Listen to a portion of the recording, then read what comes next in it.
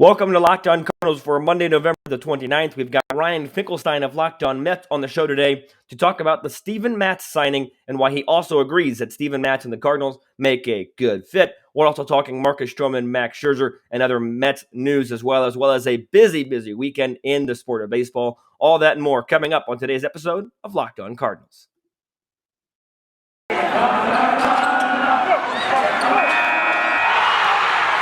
You are Locked On Cardinals, your daily St. Louis Cardinals podcast, part of the Locked On Podcast Network, your team every day.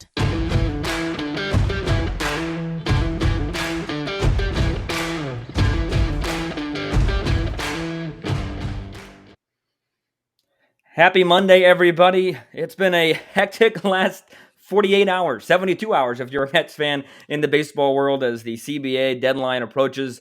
Teams are being really aggressive and signing some moves, and we've got Ryan Finkelstein on the show today of Locked On Mets to help us break down the one Cardinal move and I'll also get an update on the Mets. So, Ryan, I think this is our first crossover together, so happy to finally do a crossover. And how you doing on this fine, we're recording Sunday, but how you doing today?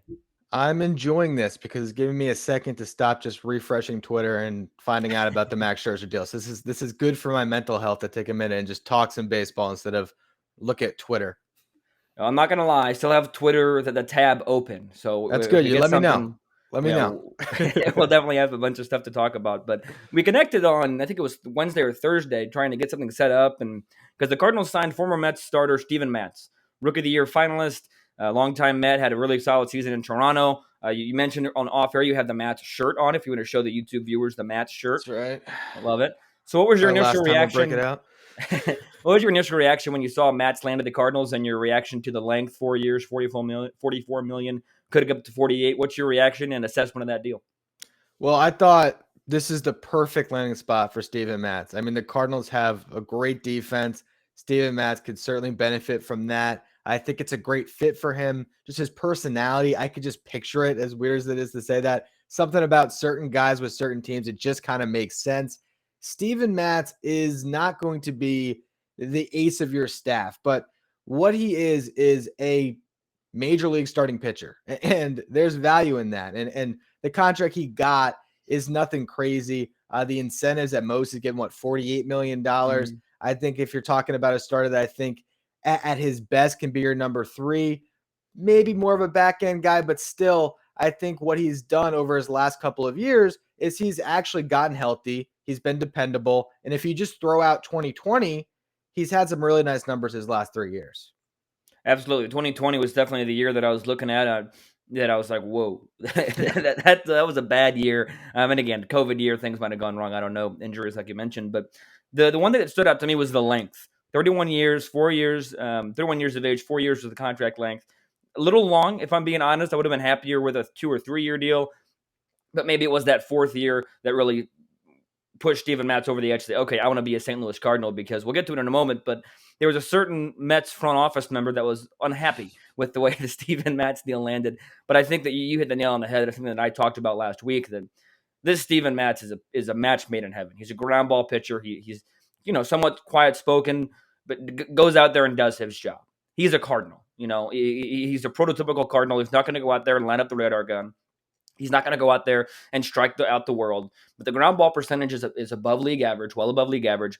And you've got gold all around that infield. And you might have another plus defender coming in at shortstop. If Trevor Story signs with St. Louis, who knows? But you've got gold all over. And I talked about on the episode of Breaking This Down that I think Matz could excel in St. Louis with the defense behind him. Not to say the Mets or Toronto had a bad defense, but I think that the elevation of the Cardinals defense really bodes well for him. And I mentioned the Steve Cohen tweet comment on the agents. I'm sure you talked about it a lot with your Locked On Mets listeners. Maybe you have certain thoughts about Steve Cohen. What was your reaction to him tweeting out that he was disappointed and things of that nature? And I'll let you go first, but what were your thoughts on that situation? Before I get into that, I do want to say something for you. The Mets had a terrible defense for Steven Matz.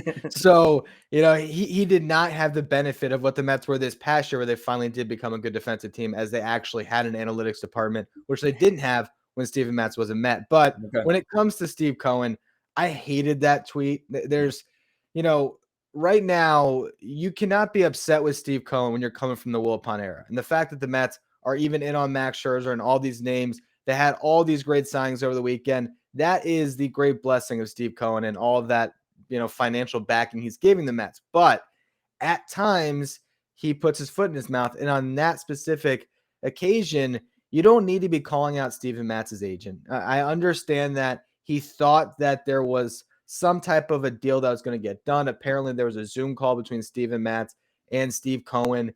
They really expressed an interest to return to New York. Steven Matz has been very involved in the community, obviously grew up in New York. So I think that Steve Cohen expected Steven Matz to sign. I even got to the point where I was expecting it, but you have to understand that he has to do what's best for him in his career, and his agent has to do what's best for his client in his career. And I really don't think that if you pull any bias outside of your Mets perspective, you can't tell me that St. Louis is not a better fit for Steven Matz.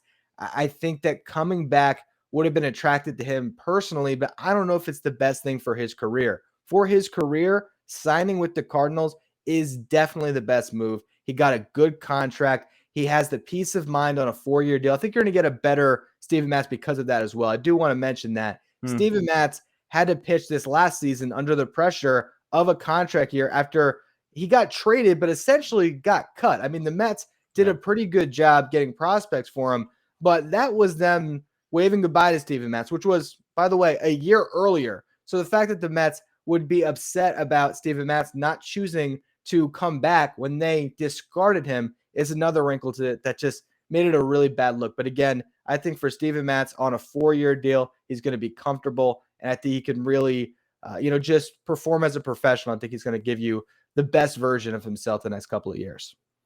Well, I mean, that feels good as a Cardinal follower, and I'm sure it feels good to the Cardinal fans out there. And I think one thing, too, that really, like you mentioned, he's going to have that peace of mind. And I don't think the expectations for him are going to be through the roof. The expectations are going to be to go out there every fifth day, give you 5 to 6 innings, keep the ERA under 4, preferably maybe under 3.8, just pitch solid innings, don't walk a lot of batters. I think we see a lot of times guys sign these huge contracts or guys come over on a big trade and the expectations are through the roof and they start pressing. I think we saw that the first year Paul Goldschmidt played with the Cardinals. I think we saw that a little bit at times, most recently with Nolan Arenado in 2021. So not to say that, Steven Matz is just a throwaway signing. I think is going to be a solid piece to this rotation. And this rotation that needs some help and needed a left-handed presence. But the expectations aren't going to be through the roof. Obviously, he's a competitor. He's going to go out there and compete. Don't get me wrong. But I think that him being able to kind of go out there and do his thing with the trust behind him is going to be huge. We saw that with Wade LeBlanc. Of all people, Wade LeBlanc found success with the St. Louis Cardinals, largely because he threw strikes and got the ball on the ground. It was for a short time because Wade LeBlanc is not as talented as Steven Matz, but nevertheless, we've seen the track record there with Steven Matz. Before we transition into the Mets topic, I want to ask what your favorite memory of Steven Matz is as a New York Met. He peaked really early. His debut was the most electric debut I've ever seen. Not only did he pitch great, but he had all of those RBIs. It was a 4 RBI game, a couple of hits. His grandfather was cheering him on, went viral with the way he was reacting. It was a really special day. And it was at a time for the Mets where they had all of these budding superstars in their rotation, which obviously did not pan out how any of us expected. But Steven Matz was this last cherry on top where Noah Syndergaard had already debuted. You already had Harvey and DeGrom. Wheeler was on the men with the Tommy John surgery at the time. But Steven Matz was, oh my God, they have another one. Right. And it didn't quite pan out beyond that for the Mets as far as getting, at the time, we thought he'd be an ace. And right. I think for Steven, that set expectations probably too high, but he was really good in 2015, really good in 2016, had to really deal with a lot of injuries and then became a solid, back end starter the last couple of years. So the highlights came early, but the consistency came later. I think we're going to see more consistency with the St. Louis Cardinals. I agree with you. This might not have been the Marcus Stroman or the Max Scherzer signing a lot of Cardinal fans want, and I recognize that. But you got to get the first domino to fall. And I truly believe with the deadline approaching at the CBA that dominoes are going to fall rapidly. We've seen it. Even as we since started recording, Jon Morosi, reporting that the Mets have offered Max Scherzer a multi-year offer at $40 million per season. still being discussed, but over $120 million over 3 years is a report. And Jon Gray just went off the board, according to multiple reports, to the Texas Rangers. The Rangers signing former Toronto Blue Jays second baseman Marcus Stroman earlier today as well. Busy Sunday here in the baseball world. We'll take our first break in the action to talk about DirecTV Stream, because it is a solution to a major problem. Most of us have one device that lets us catch a game live. You're watching sports highlights on your phone, and you've got your neighbor's best friend's login for the good stuff.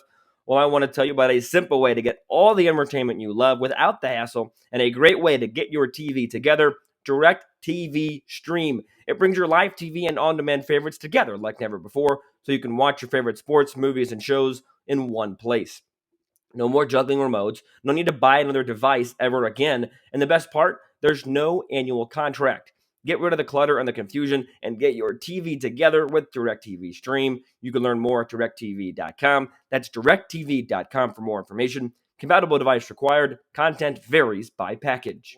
The Mets had a busy Friday. They went Black Friday shopping, and they were productive. 3 solid bats. What were your thoughts on the 3 Mets signings? So at first, you had Mark Canha and Eduardo Escobar were the first 2 signings, and I liked it because, kind of like you just mentioned, as far as a Steven Matz signing or even Jon Gray for another team, it was just good to get quality starting level players, slot into your lineup, one less thing to worry about as you continue to shop for the big fishes. And then they got one with Starling Marte. The 3 additions, I believe, will all be starters for the Mets. For Mark Canha and Starling Marte, in the Mets outfield with Brandon Nimmo, this is the first time the Mets have had 3 quality two-way outfielders in I don't know how long. So I love those 2 signings in particular. Starling Marte was the guy I identified at the beginning of the offseason. I said, I want Starling Marte as the number 1 free agent I'm looking at, because while the Carlos Correas and all the big name shortstops are out there, they have Lindor. The Mets are not, they don't need to address that position. They did not have any outfielder on their roster outside of Brandon Nimmo. So you add 2 in Canha and Marte. I think Canha alone would have been at least a decent replacement for Michael Conforto. But then by signing Marte, Marte becomes maybe an upgrade over Conforto, and Canha replaces your Dominic Smith, Jeff McNeil, whoever the Mets would have thrown out in left field. So I love those signings. Eduardo Escobar is a decent signing. I wasn't necessarily thrilled with it when it was the first move the Mets made, but as the third move of the 3, I mean, he's had 3 good seasons, whereas WAR's been over 3. So he's a quality starting third baseman, and I think he's a nice piece. But again, the Marte deal was the one that really got me fired up. Former Pirate, Starling Marte. I know former Locked On host Arm Layton was very upset to see Starling Marte not return to Miami. I think that the Mets are a team that have said they want to spend, they want to be better in 2021. So I'm going to ask you point blank before we kind of circle back to some pitching and some other Cardinal Mets relations. On this current track, will the Mets be better in 2022? I think they will. It's tough because when you win an off season, you're always all right. The Mets last year, the Mets traded for Francisco Lindor. They signed James McCann at the time. We think that's a great addition for the new starting catcher. Carlos Carrasco, part of the Lindor trade, a perfect number 2 to DeGrom. And then Lindor has maybe the worst season of his career. James McCann looked like the James McCann with the Tigers.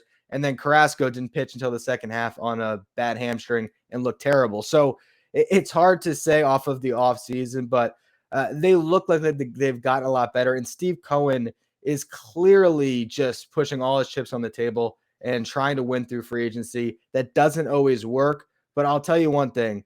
The hype train for the New York Mets going into this season is going to be on another level. They're going to be projected to win the division. They're going to be projected as one of the World Series favorites. And we'll just have to see if they can actually sustain that level of hype throughout a full season, which I still have my doubts, but we'll see what happens.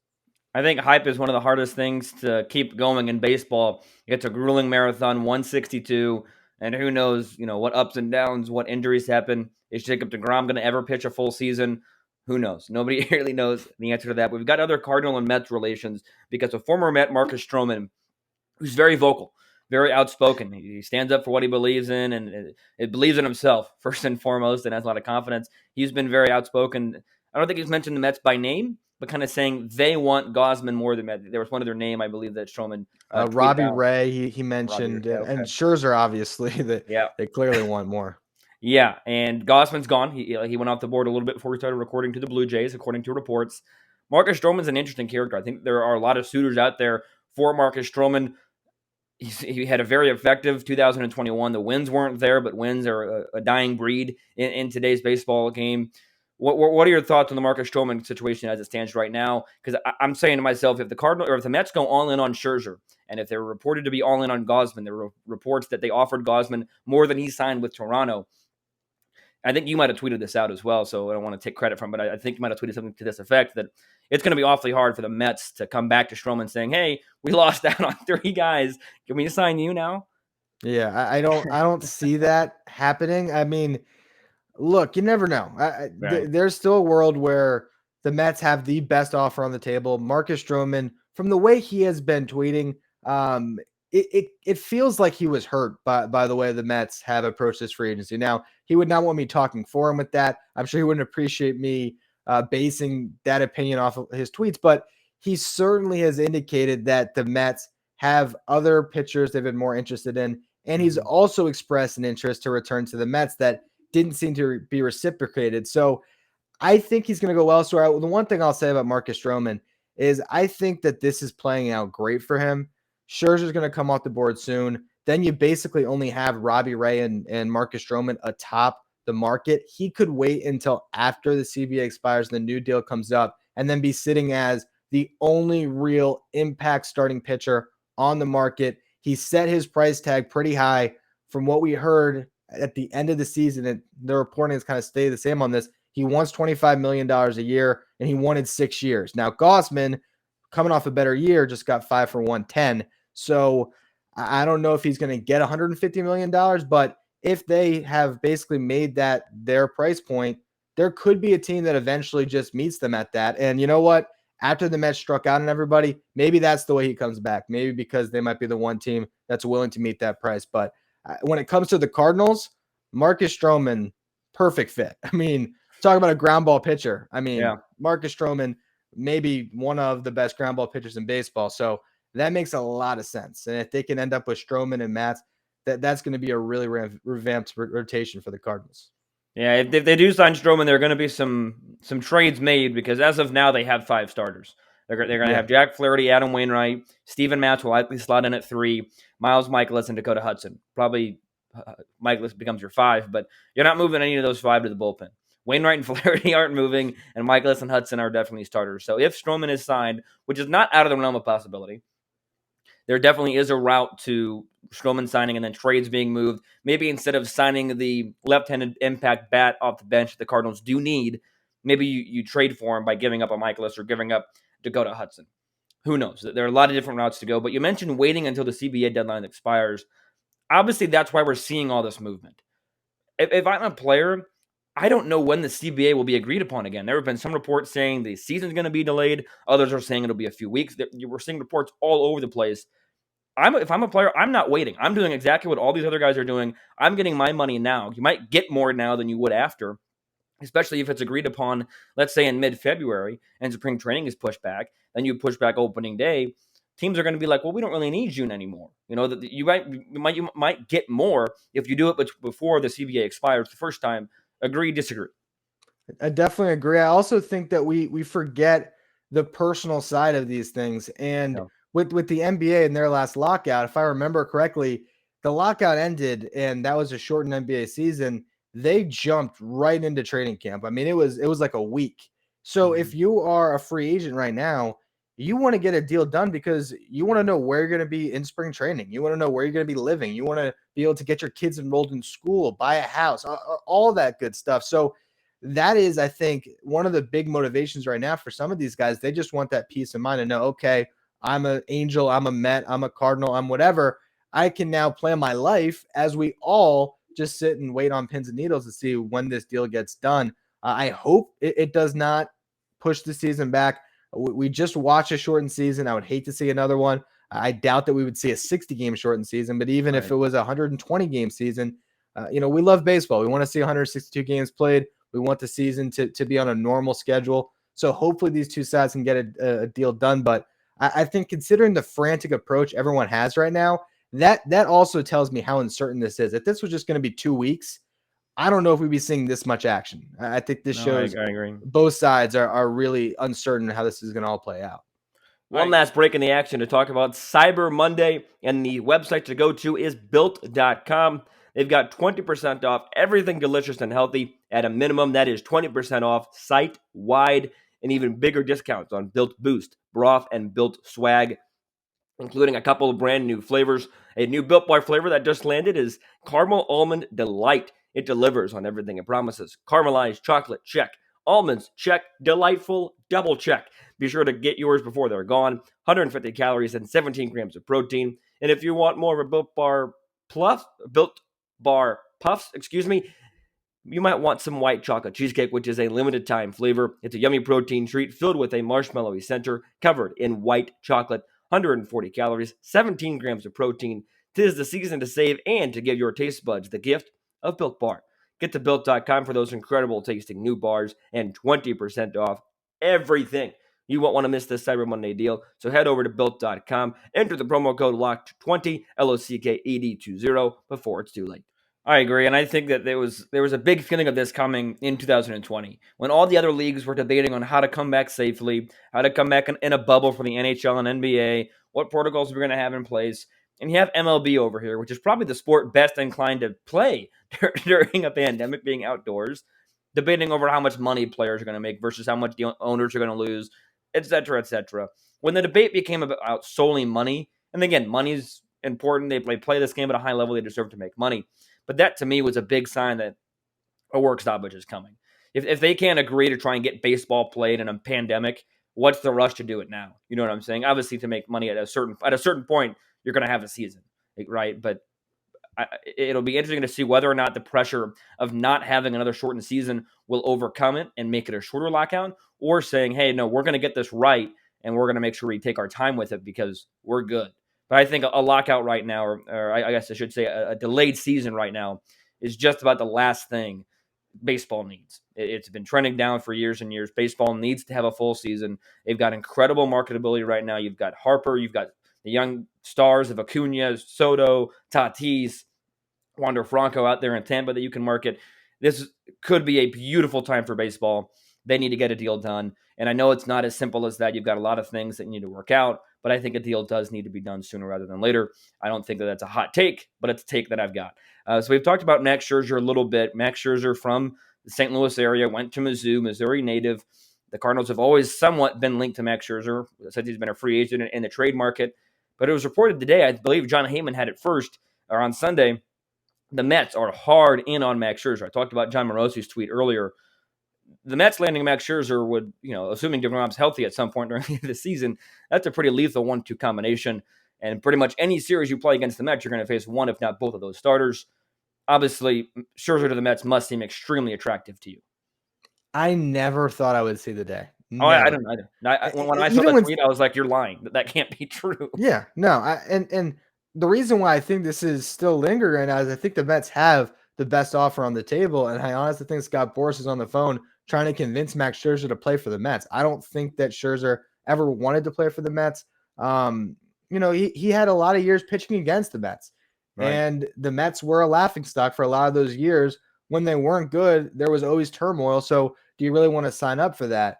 I think that the team the Mets are building could be attractive to Scherzer. I think he might be getting a little more on board with it when you make the Marte signing, when you have Mark Canha, you have this great outfield behind you. You have Francisco Lindor, Pete Alonso. It's not that hard to talk somebody into saying, okay, the Mets are going to be good next year. Oh yeah, we're going to pay you $45 million a year. I mean, it could be very attractive, but I still think that he can look at the Dodgers and say that the Dodgers are still his best bet to get another World Series ring, to continue to get to pitch in October. And if the offers get close enough, until I see reporting that has him going anywhere but the Dodgers, I don't know if I can believe it yet until I actually see something concrete come out. I agree. I think that, maybe in a nice little, not so, I'm trying to think of the word, but in a more ideal world, one might think that Scherzer might take a hometown discount to go to St. Louis because he would be beloved in St. Louis. I think he would have success in St. Louis. But Max Scherzer deserves to get paid. And as you mentioned, he's a Scott Boras client, so he's going to get paid. And with the Cardinals signing Steven Matz, which is a great fit, as we talked about at the top, I don't see the Cardinals shelling out for Max Scherzer anymore. Yeah. There's a part of me that wanted them to be more aggressive with him at the trade deadline. Instead, they wound up with John Lester and J.A. Happ. It is what it is. But I think that Max Scherzer is going to go to the Mets, or I think he stays west. I don't know if it is the Dodgers. Could be another team out west. Maybe the Padres come out of nowhere and get him as maybe the Padres do what the Dodgers did to them, and he's going to the Dodgers. Nope, he's going to the Padres. At the trade deadline, I just think Scherzer going anywhere but the Mets or the West Coast right now just doesn't seem likely. As you mentioned, that the Mets have a great selling point, especially over the last 72 plus hours of the signings they've made. It's going to be weird to me to see him in orange and blue. Obviously he was with the Tigers for a long time, but that Mets blue and orange is just weird for me to picture him in. But I think that Max Scherzer going to the Mets is something that, as you mentioned, I would have never have guessed. But if he's going to get paid, because the Mets seem to be desperate now for pitching, that Kevin Gausman's gone, Marcus Stroman doesn't seem to be too happy about them. Robbie Ray, you'd have to forfeit a pick a year after you didn't sign your top pick. Max Scherzer might be the Mets' only option at this point in terms of what are you going to value, and Max Scherzer might be the guy that the Mets are going to overpay for. I don't know if you can overpay for a guy like Max Scherzer, but the Mets might try and do it. Absolutely. I mean, it seems like they're put on the full court press. They're offering as much as they can. And at a certain point, I do wonder, though, if your offer is that much more and the guy's still hesitant to take it, at what point do you have the respect for yourself as an organization to move on? And right now, it seems like they still believe they have a legitimate chance at it. So they're going to keep pushing for it. And by all means, if you get Max Scherzer and Jacob deGrom in the same rotation and you end up in a postseason with those two leading off any series, I mean, talk about your chances to win a World Series. That is what you're shooting for right now. So I'm excited about the possibility, but again, I can't actually talk myself into it until I see it happening.